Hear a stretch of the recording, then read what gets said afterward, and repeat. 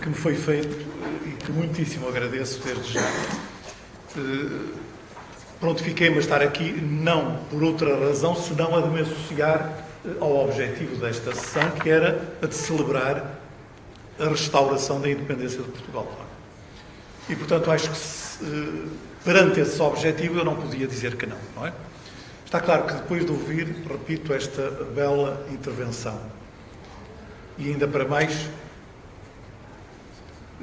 perante as palavras tão amigas, mas tão excessivas, do Sr. Embaixador Jorge Preto, maior é a dificuldade de dizer alguma coisa.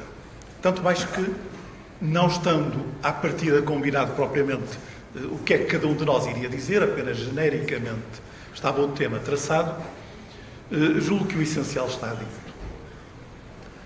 A minha perspectiva seria apenas, e é isso que tentarei fazer,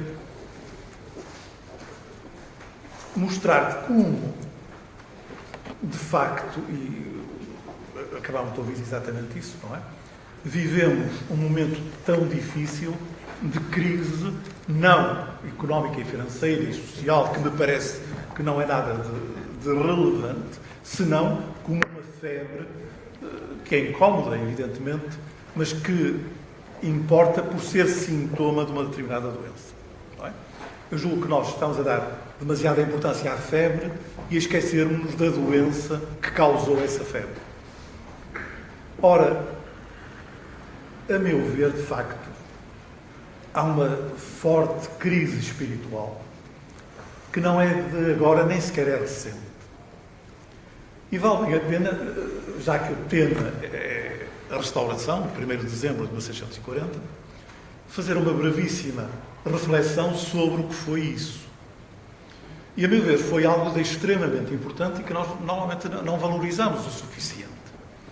Porque, em primeiro lugar, segundo a lógica aparente, o que se passou na Península foi que os pequenos reinos que aqui existiam foram sucessivamente agregados por Madrid, por Castela, que se apoderou sucessivamente de todas as coroas e, finalmente, da que faltava, que era a coroa de Portugal. Portanto, numa certa perspectiva, parecia que havia toda a lógica em que um território que geograficamente formava uma determinada unidade, em que as populações tinham certas afinidades, digamos, étnicas e culturais mesmo, houvesse uma única coroa, houvesse um único poder político unificando esse território. Acontece ainda que os reis, que nessa altura tinham duas coroas, a coroa de Espanha e a coroa de Portugal, os Filipes, estavam à frente do que julgo que era a maior potência da europeia, mundial. A maior potência mundial do século XVII era a Espanha. E, portanto, toda a lógica seria a de Portugal, por bem ou por mal, a gosto ou a contragosto, se afeiçoasse a uma situação a que dificilmente poderia escapar. No entanto, escapou. E, a meu ver, há qualquer coisa de quase milagroso, como é que uma pequena parcela da Península, privada dos territórios que tinha espalhados pelo mundo, ocupada por tropas de Espanha, com uma administração controlada por Espanha, conseguiu, não só no dia 1º de dezembro, aclamar Dom João IV, rei de Portugal, como sustentar uma guerra contra essa potência que estava aqui mesmo ao lado. E, portanto, facilmente atravessava as fronteiras, que, na grande parte das fronteiras entre Portugal e Espanha, são facilmente violáveis, não é? E, nesse caso, nem eram violadas, porque as tropas, algumas, estavam aqui em Portugal. Ora, nós não só conseguimos militarmente, politicamente, diplomaticamente, sustentar essa declaração de independência, como acabamos por vê-la reconhecida pela própria potência ocupante, pela própria Espanha, que ao fim de cerca de 30 anos acabou por se render à evidência e reconhecer que, de facto, nós tínhamos razões que nos levavam a não querer permanecer sobre a coroa espanhola. Ora, isto acho que é, como é que é dizer, um fenómeno, um facto, que merecia ser mais vezes e mais intensamente acentuado, porque não é um caso qualquer, não é? Ao fim de 60 anos de ocupação, entre dois povos que tinham muitas afinidades, dar-se isto. Mas, a meu ver, ainda mais grave é que, para além da guerra que se travou com as armas nos campos militares, para além da luta diplomática que se travou por toda a Europa nesse tempo, para além dos problemas e das lutas de ordem económica, etc., que se travaram, houve nessa altura uma luta de que quase ninguém fala e que não sei se não foi mais traumática do que a Guerra da Restauração.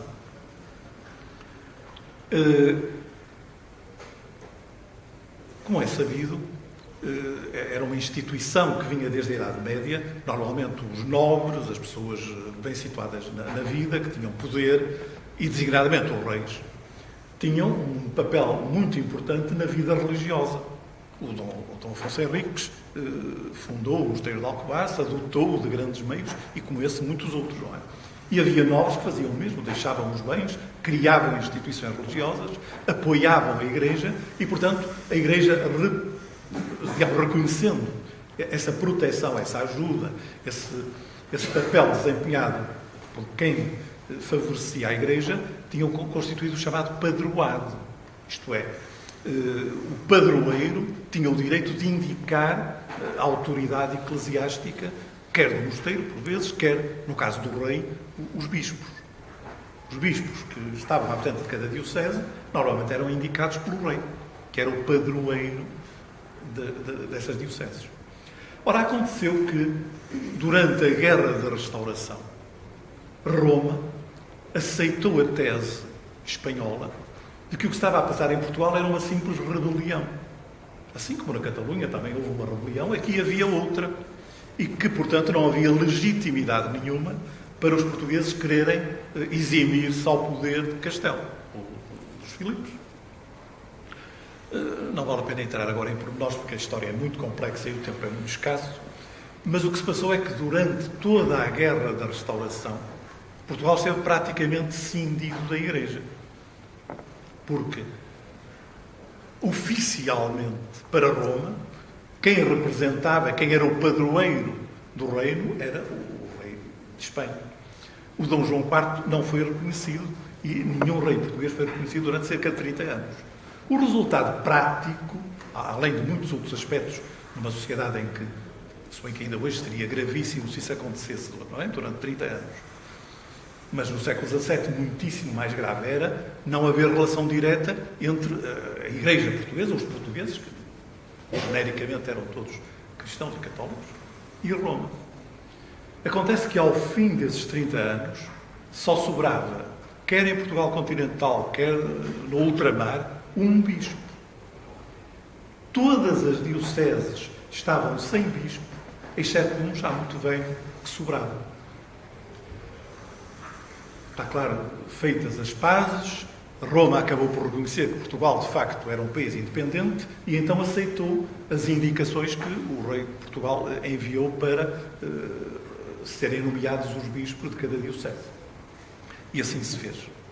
No entanto, eu julgo que esta situação, repito, estamos no século XVII, em que a Igreja tinha um papel muitíssimo mais importante do que tem hoje, e que se prolongou por cerca de 30 anos. Não foram meia dúzia, foram 30 anos. Houve uma crise gravíssima que pôs em causa a continuidade da Igreja em Portugal. De tal modo que se chegou a discutir a hipótese de solucionar a questão como elegendo um patriarca. Isto é, a Igreja Portuguesa reunia em concílio, escolhia uma cabeça e, sem discutir o primado de Roma, é evidente que o Papa é que era a cabeça da Igreja, não estava isso em discussão, mas já que ele não reconhecia a existência independente de Portugal e, portanto, a vida eclesiástica em Portugal estava perturbada a esse ponto, então haveria uma cabeça que seria o patriarca, que iria, nesse aspecto apenas de nomeação e digamos, de regulação da vida funcional da Igreja, iria fazer essas discussões. E, naturalmente, que depois esse patriarca iria dar posse aos diferentes bispos de cada diocese. Esta tese chegou a ser discutida, mas acabou por não ser posta em prática, porque o rei consultou os seus pessoas em quem confiava, discutiu o assunto e achou que não iria aguentar até ao fim. E aguentou. No entanto, repito, estou convencido que esta situação foi extremamente traumática e durante gerações continuou na mente das pessoas. De tal maneira que o Dom João V fez exatamente isso. Não à revelia de Roma, mas em acordo com Roma. E então criou o Patriarcado de Lisboa, ou melhor, levou a que Roma criasse o Patriarcado de Lisboa, que no fim de contas era a solução que esteve em discussão durante a restauração, não feita à revelia, mas feita com o acordo, com o apoio e a bênção de Roma. Ora, a meu ver, há aqui qualquer coisa, tenho que ser muito sumário, peço desculpa, mas não posso ser de outra maneira.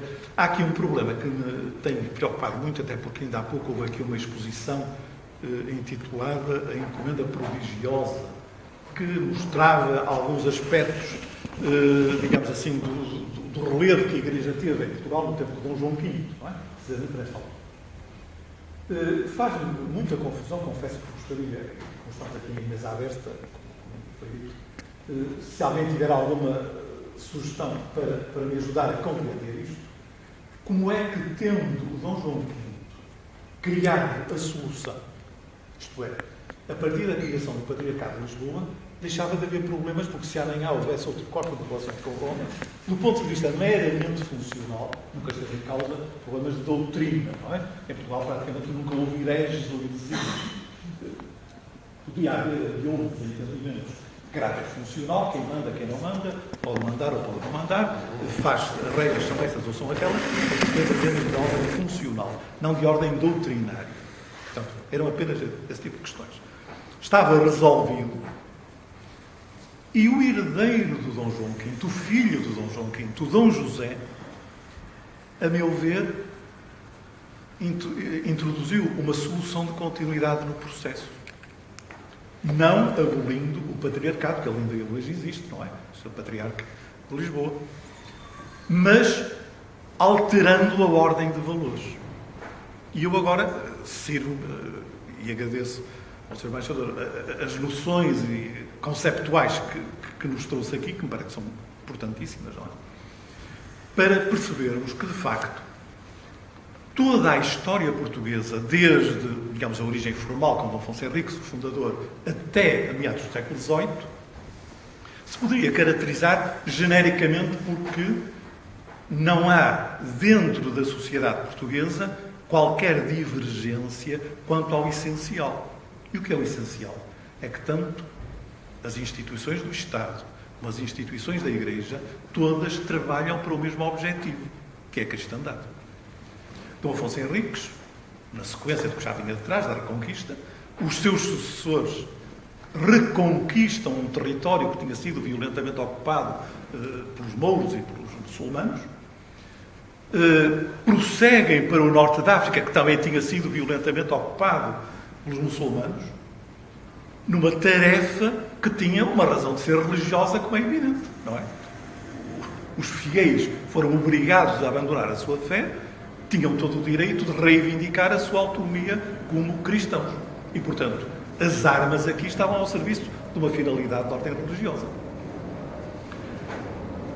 As próprias descobertas e conquistas além-mar continuaram esse processo, porque naturalmente o rei era o primeiro a apoiar a missionação, a pagar a construção das igrejas, etc, etc, etc. Podíamos dizer então que toda a história portuguesa até meados do século XVIII se pauta por esta norma que parece que é evidente. O que era bom para o Estado era bom para a Igreja. E o que era bom para a Igreja era bom para o Estado.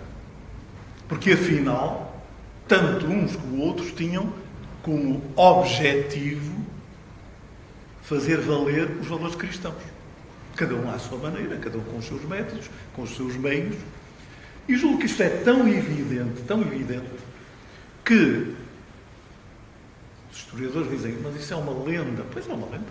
Mas vale porque é uma lenda. A lenda de Ourique. A lenda de Ourique, o que é que significa? Significa, quer dizer, Eu acho que não há documentos históricos que possam atestar judicialmente que aconteceu um fenómeno sobrenatural. A lenda conta como é que a população portuguesa, como é que o português comum entendia a razão de ser da fundação de Portugal. E como é que a entendia? Entendia que, assim como os nobres em Ourique aclamaram Dom Afonso Henriques como rei, também o Dom Afonso Henriques soube por via sobrenatural, os pormenores agora podemos contá-los, quem conta um conto aumenta um ponto, não é? Cada um pode contar a história à sua maneira, mas o Dom Afonso Henriques tinha a certeza de que havia uma moção sobrenatural que lhe impunha essa tarefa. Foi Cristo que apareceu na cruz, foi um frade que lhe apareceu. Isso agora a história não está, nem pode estar atestada documentalmente. Mas a convicção dos portugueses era essa. Dom Afonso Henriques tinha uma missão sobrenatural, além da sua missão política, militar, etc., que era, no fim de contas, convergente com a missão da Igreja. E era a missão dele e dos seus descendentes. Isto era tão evidente que o Dom João III, digamos, trabalhou para canonizar o Dom Afonso Henriques. E o Dom João V também. Houve um processo de canonização do Dom Afonso Henriques, porque ele, de facto, tinha recebido uma missão religiosa superior e havia quem dissesse que ele tinha feito milagres. E, portanto, podia e devia ser canonizado.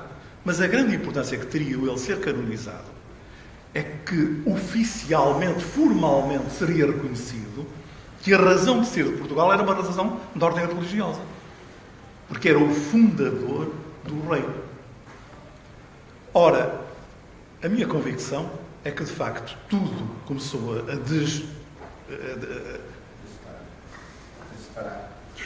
divergir com o filho do Dom João V. Não que ele tenha formalmente levantado qualquer objeção a isto, mas começou a construir uma outra ordem de valores, chamado Iluminismo, não é? Que está em muitos atos e documentos, alguns claríssimos, como são, por exemplo, os Estatutos da Universidade de Coimbra, não é? Em que o que emerge de uma forma claríssima é que, na escala de valores, na escala do saber, o valor supremo passa a ser a razão. A razão humana, que é muito boa, é excelente, não é? Somos racionais, graças a Deus. Quando até aí o valor supremo era o valor religioso. A teologia estava acima da ciência e da filosofia. Sem poder entrar em mais pormenores, estou convencido que foi nesta altura que se deu a viragem essencial da história de Portugal. Digamos que há uma história de Portugal antes do reinado de Dom José e do ministério do Marquês de Pombal, e há a história de Portugal depois dessa época. E creio que isto é tão claro que percebemos que quem foi formado no ambiente criado por Dom José, a sua reforma do ensino e de toda a vida nacional, foi quem aceitou bem as invasões francesas. Porque, embora o povo se tivesse levantado e tivesse ido os ingleses ajudarem-nos a correr com os franceses, do ponto de vista mental, as ideias da Revolução Francesa tiveram uma aceitação antes dos franceses cá chegarem e continuaram a ter. E essas gerações é que promoveram a Revolução de 1820, que puseram em xeque o reino. E essas gerações, os netos, os sucessores dessas gerações, é que em 1834 expulsaram as ordens religiosas. E foi a partir daí que todo um processo levou a que em 1911 tivesse sido decretada a separação entre a Igreja e o Estado. Bom, a meu ver, o que é que se passou foi que, digamos, na organização, o Sr. Embaixador tinha sublinhado isso e parece-me que é também um dado muito importante, não é? O essencial para definir uma pessoa e uma sociedade não é tanto o aspecto da geografia, da herança genética, é, sobretudo, o domínio espiritual. Porque pessoas com genética diferente podem ser perfeitamente congruentes do ponto de vista espiritual. Ora, o que se tinha passado até meados do século XVIII é que foi possível unir os portugueses, todas as instituições, o Estado e a Igreja, e todo o povo em geral, em torno de uma certa concepção do país no concerto universal. Como foi dito aqui, nós tínhamos uma missão a cumprir. E cumprimos-la. Mal, como é evidente, que eu saiba, não há nada perfeito do que é humano, nada é perfeito. E estamos no tempo, estamos num processo. Não é? O processo não acabou. Só que foi desviado a partir desta altura. E no topo dos valores apareceu a racionalidade. E, naturalmente, a meu ver, o que é que se passa é que, genericamente, se imaginássemos a sociedade portuguesa como um triângulo, em que teríamos na base as pessoas, cada um de nós, e depois nos sucessivos degraus, as instituições, a família, as empresas, etc., etc., até chegarmos aos graus superiores em que temos a Igreja e o Estado. O vértice, até ao século XVIII, era um vértice transcendente. A Igreja remetia para Deus. E o próprio Estado remetia também para lá.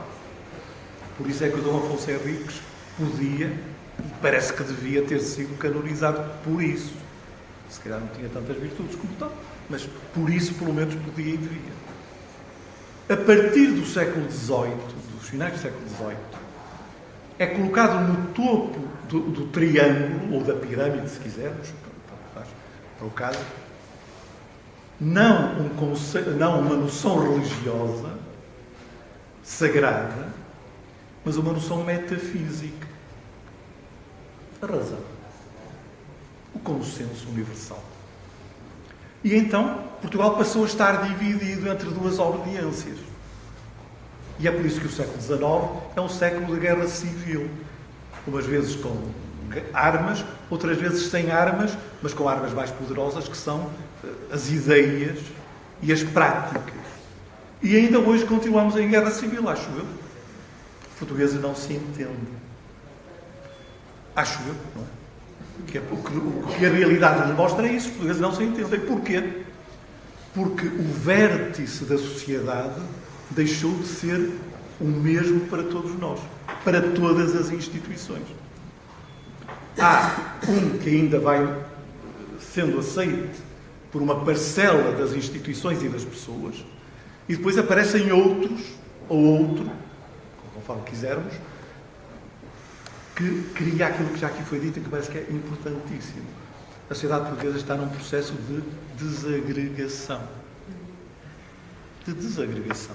A meu ver, pior do que em 1640. Muito bem. A meu ver, pior. Porque aí ainda havia fatores de unidade tão fortes que foram capazes de nos levar a reivindicar e a pôr em prática a vontade que tínhamos e a certeza que tínhamos que devíamos ser independentes porque tínhamos uma missão a cumprir. Hoje, não sei se o Dom Sebastião aparecesse aí, se conseguiria fazer o mesmo. Porque há um processo de desagregação. Terminarei, já estou a exceder, dizendo que tudo isto se pode entender a partir dos tais símbolos, não é? Como é o caso do Dom Afonso Henriques, do Milagre de Ourique. Como é que foi ou como é que não foi, não sei. Sei é que os portugueses acreditaram que havia uma missão religiosa a cumprir. A meu ver, do ponto de vista, digamos, mais elevado, a questão até se põe noutro plano. Durante muitos séculos, entre o culto que se praticava em Portugal, um deles era o culto prestado ao anjo de Portugal. O que é que isto significaria? Significaria, a meu ver, como aliás aqui foi dito, que a universalidade do homem, não é? Todos somos seres humanos, mas não impede que haja diversidade. nós somos todos diferentes uns dos outros, felizmente, não é? Mas podemos conjugar as nossas diferenças para os mesmos objetivos, em certos casos em que estamos convergentes.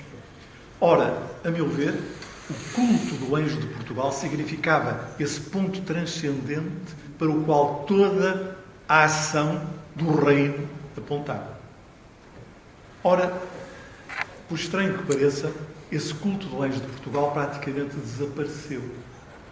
Em algumas igrejas ainda se encontram representações do anjo de Portugal. Algumas estão nos museus mais ou menos escaqueiradas, as imagens que sobraram desse tempo. E é curioso que só há pouco tempo é que descobri isso. Só em 1952, é que foi restabelecida a liturgia do culto do anjo de Portugal. E pergunto, já agora também se me puderem ajudar, onde é que isso se pratica? Existe uma liturgia com o seu dia e os seus ritos de culto do anjo de Portugal. Onde é que isso se pratica? Isto é tão interessante e tão perturbante que, sendo evidente que se há fenómeno que une os portugueses é Fátima, julgo que não há nenhum acontecimento corrente em Portugal que reúna tantas pessoas como as peregrinações a Fátima. Ou há? Eu julgo que não. Não vejo tanta gente reunida em qualquer lugar do país como em Fátima. E, no entanto, as aparições de Fátima foram precedidas por um ser transcendente que se identificou como sendo o anjo da paz, o anjo de Portugal. 1917, não é? Mas só em 52 é que foi liturgicamente estabelecido o culto, ou restabelecido o culto do anjo de Portugal, que não se pratica.